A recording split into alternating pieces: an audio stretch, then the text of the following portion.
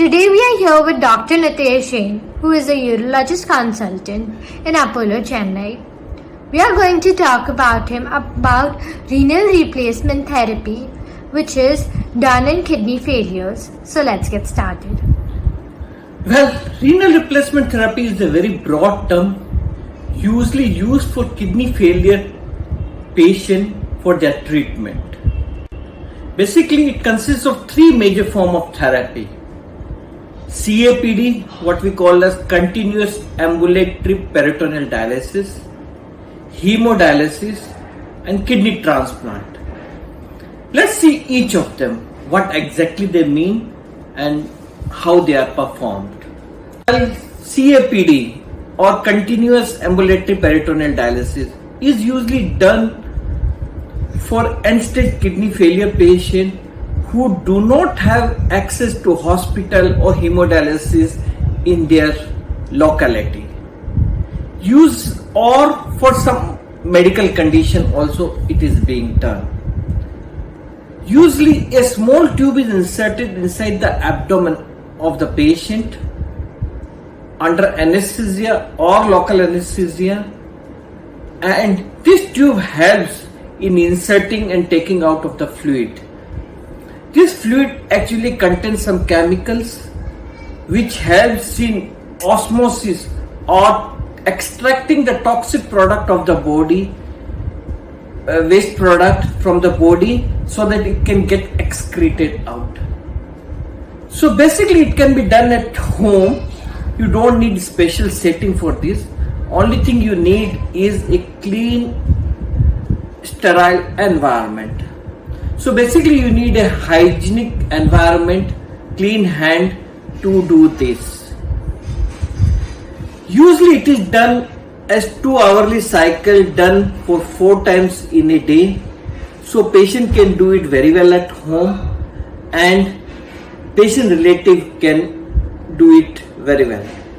The major complication of CAPD is infection. So we need to prevent the infection by maintaining the hygienic practice. The other form of dialysis is hemodialysis. This is usually done in hospital setting. Usually the blood is exchanged via dialysing fluid across the membrane using a machine.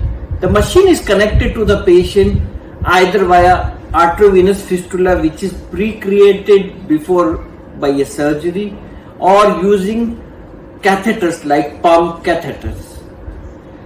Usually it's a 4-hour cycle done 2 to 3 times in a week, done in dialysis unit by technician under the supervision of nephrologist. It's a very safe and effective form of renal replacement therapy, and if easily accessible to the patient, it can be very well done.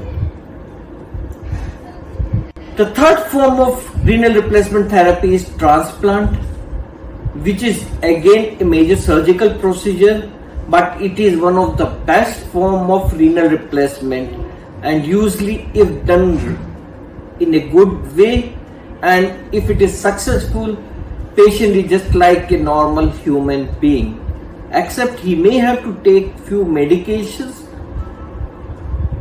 for lifelong.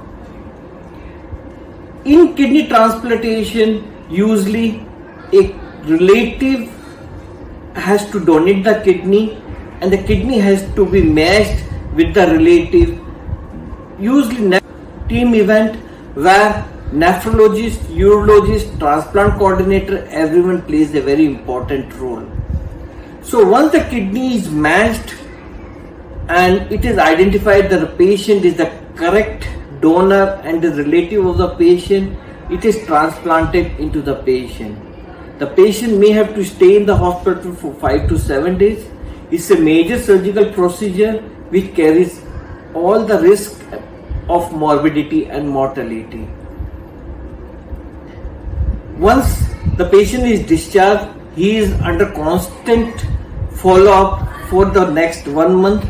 The doctor may put a small tube inside the body, what we call a stent, which is usually removed after 3 weeks of the surgery. Once it is done correctly and the patient's renal function, everything are fine, then the follow-up can be less stringent and patient can go back to his normal work, usually after 6 to 12 weeks of surgery. Only thing he have to take is he have to take lifelong medication and he have to be under constant medical follow-up. So these are the 3 forms of renal replacement therapy, and any patient with kidney failure should consult his nephrologist and urologist immediately to find out the cause and treatment for the same. Thank you, Dr. Nitesh Jain, for this important piece of information.